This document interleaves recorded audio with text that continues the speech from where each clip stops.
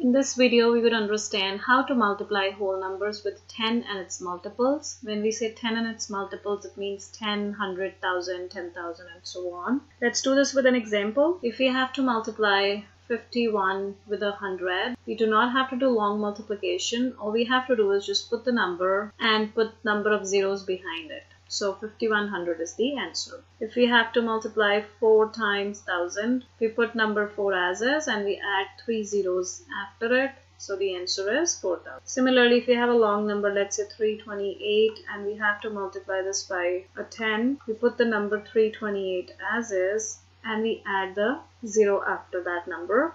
So the answer becomes 3280. Therefore, we know when we have to multiply whole numbers with tens, hundreds, thousands, or even more than that. Let's say we multiply 516 with a 10,000. Then we just have to put the number 516 and add the number of zeros after it.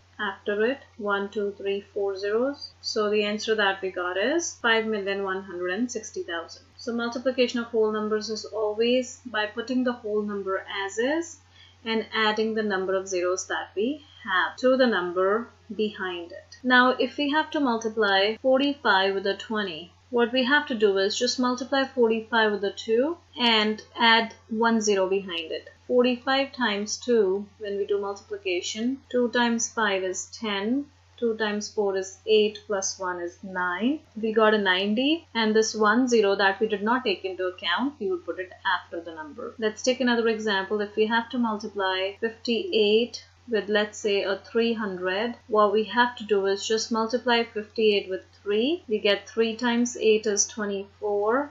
3 times 5 is 15, plus 2 is 17. We got 174 by multiplying 58 and 3, but we still have these two zeros to be used that we can put after the numbers. So the answer that we got is 17,400. So remember, whenever we are multiplying whole numbers with numbers that have zeros, we multiply the number, which is the whole number, with the whole number part of the zeros using long division or regular division method. Once we get an answer to that, then we add the number of zeros that is there in the question behind the number that we have obtained.